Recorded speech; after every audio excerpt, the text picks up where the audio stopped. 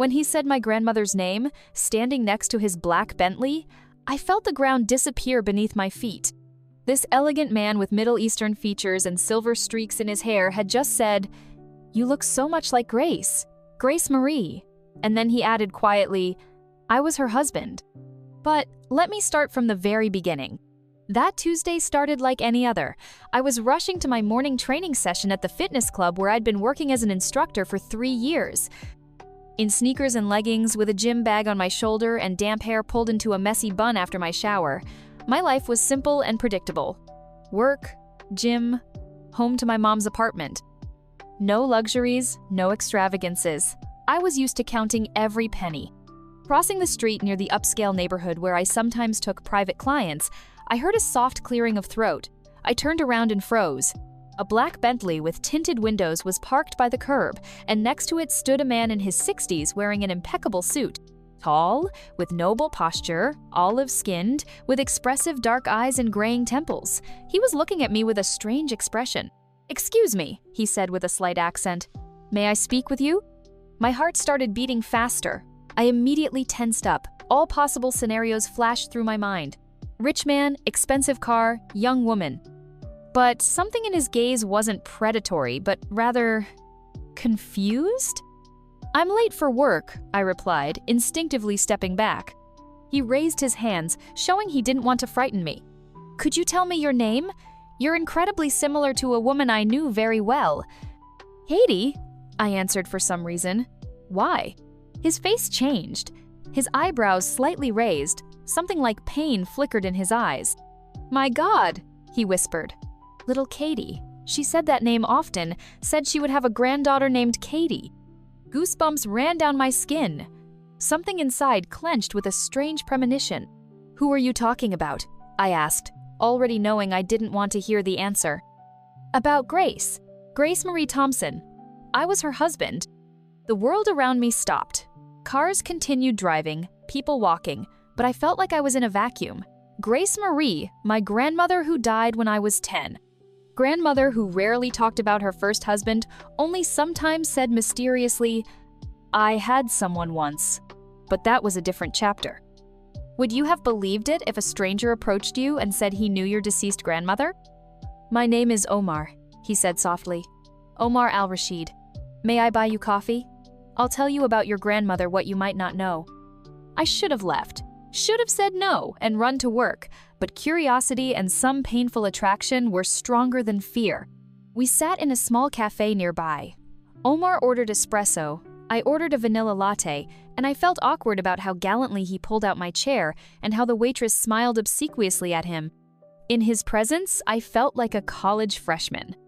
"I met Grace in 1985, he began, stirring his coffee with a silver spoon.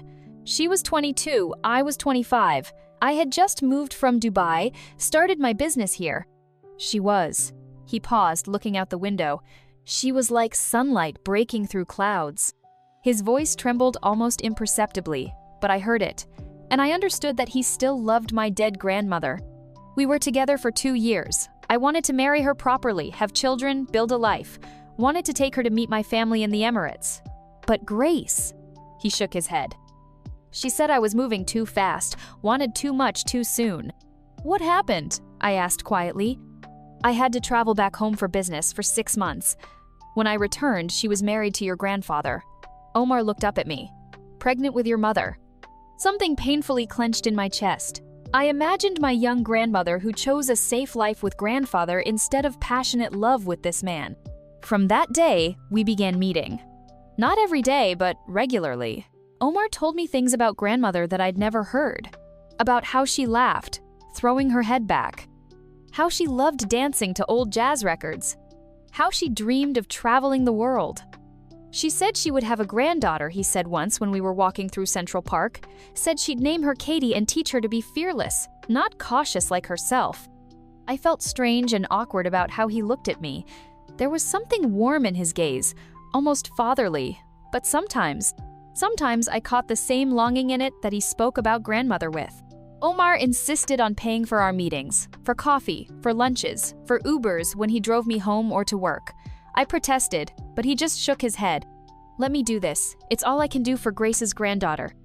Tell me, would you have accepted help from a stranger who claims he loved your grandmother? Gradually, I got used to his care, to how he held doors, how attentively he listened to my work stories, how seriously he nodded when I complained about difficult clients. Omar never tried to give advice, never lectured.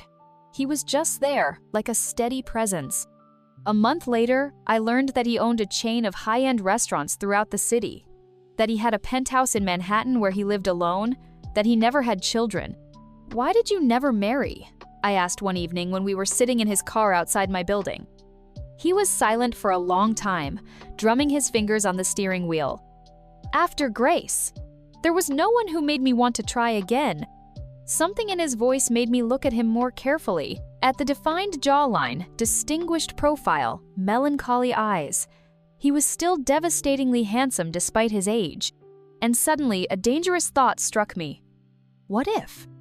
I quickly dismissed it. It was wrong, absurd. He loved my grandmother and I just reminded him of her. But with each meeting, something inside me was changing. Omar became part of my routine. I found myself anticipating his calls, choosing outfits, wondering if he'd notice, falling asleep remembering the scent of his cologne and the warm sound of his laughter. One evening, he walked me to my building but didn't start the car when I was about to get out. "Katie," he said quietly, "I want to show you something." We went to his penthouse. The stunning space with floor-to-ceiling windows and modern art somehow didn't overwhelm me. But when Omar opened the door to his study, I gasped. A photograph of my grandmother hung on the wall, large, professionally framed. Young Grace smiled from the photograph, and I saw myself in her face. The same green eyes, the same smile, even the small scar above the left eyebrow from childhood. "You're so much like her," Omar whispered, standing beside me. "But you're different, Boulder." I turned to him, and our eyes met. There was something new in his gaze, not just memory of the past, but something relating to me. To me specifically, not to my grandmother's ghost. "Omar." I began and didn't know what to say. He reached out and very carefully touched my cheek. "Forgive me," he said. "I shouldn't." But I didn't pull away. Instead, I closed my eyes and leaned into his touch. A strange, overwhelming warmth spread through my chest. "What would you have done in my place? Would you have stopped or let yourself fall?" The following weeks became torturous for me. Omar didn't call for 3 days after that evening, then started calling as if nothing had happened. But something had changed. He became more reserved, kept his distance, and I realized I had fallen completely in love. Fallen in love with a man 30 years older than me, who loved my grandmother, who looked at me and saw her. Or didn't he? This uncertainty was destroying me. I became distracted at work, slept terribly, barely ate. Mom asked several times what was wrong, but I couldn't tell her. How do you explain that you met your deceased grandmother's first love and fell for him yourself? Everything changed on a stormy December evening. Omar came to pick me up after work as usual, but looked troubled. "I need to tell you something," he said when we got in the car. My heart started pounding so hard I was sure he could hear it. "I have to leave, Katie. Go back to Dubai. Maybe permanently." "What?" The word escaped like a cry. "Why?" He stared at the rain streaking down the windshield. "Because I can't do this anymore," he finally said. "Because when I look at you, I don't see Grace anymore. I see you, and that terrifies me." "Why does it terrify you?" I whispered.